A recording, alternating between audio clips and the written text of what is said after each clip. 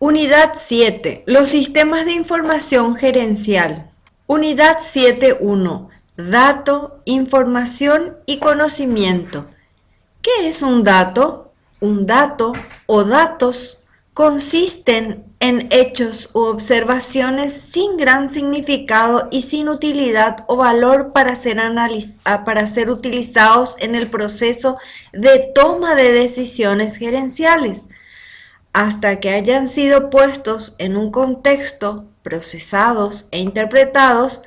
La gran importancia de los datos está en la capacidad que tienen de asociarse dentro de un contexto para convertirse luego en información, influyendo significativamente el accionar de quienes los recibe. Los datos existen naturalmente o son creados artificialmente. En la segunda opción, son subproductos de otros procesos de negocios. Algunos ejemplos de datos incluyen fecha de hoy, la cifra del separador de miles, la letra A, las medidas tomadas en una línea de producción. ¿Qué es información? Una vez que los datos han sido puestos en ciertos contextos, procesados e interpretados, se convierten en información. En otras palabras, se vuelven valiosos para el proceso de toma de decisiones gerenciales. La información reduce la incertidumbre sobre ciertos eventos o situaciones actuales. A pesar de que no existen maneras de reducir la incertidumbre a cero, esta puede ser sustancialmente reducida con la obtención de información sobre la misma. En cierta manera, el proceso de toma de decisiones gerenciales puede ser sustancialmente mejorado utilizando la información para reducir la incertidumbre. En algunos ejemplos de información son el extracto de un teléfono celular, la proyección de ventas para el próximo año, la guía telefónica. ¿Qué es conocimiento? Finalmente, cuando la información ha sido procesada, refinada y almacenada y que sirve para resolver problemas concretos o para desarrollar tareas específicas, se convierte en conocimiento.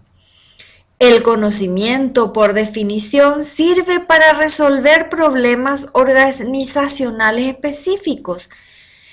Algunos ejemplos de conocimiento son un curso universitario de estrategia empresarial, un software de gestión comercial, el informe de un consultor de empresas.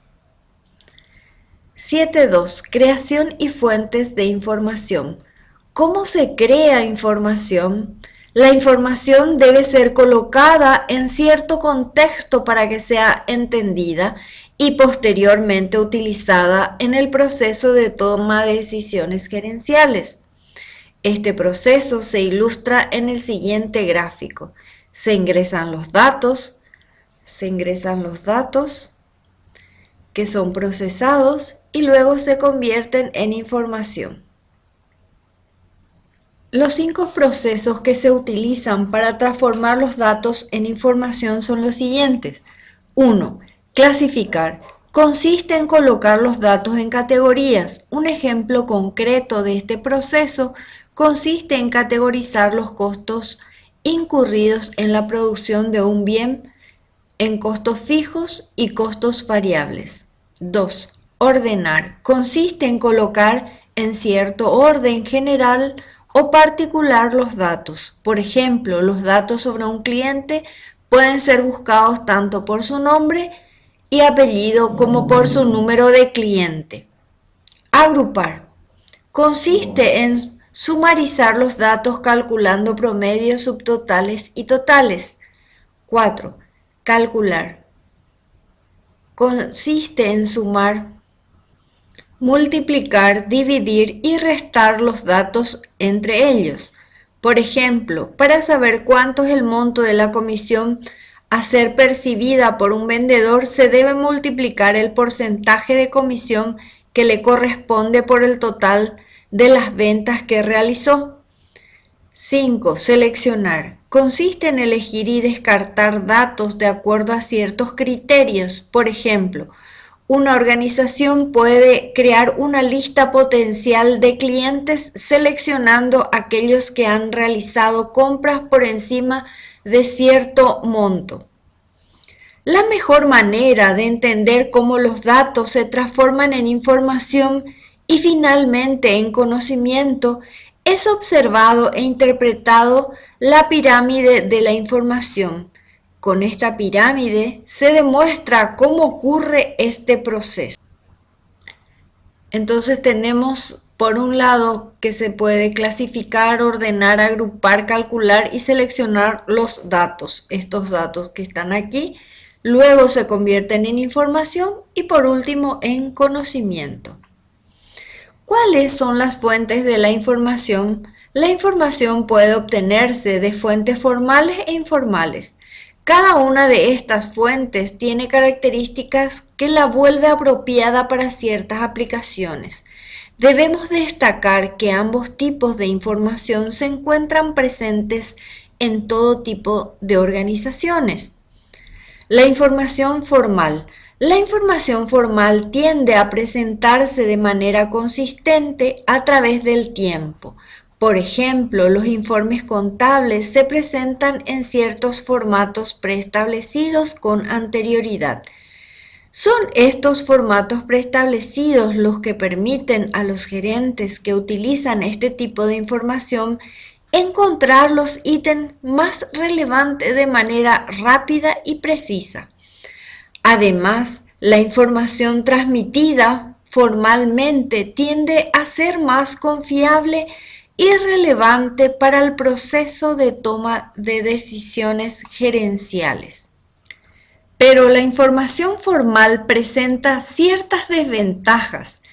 Entre estas podemos mencionar la inflexibilidad en el tipo, la forma y el contenido de la información presentada.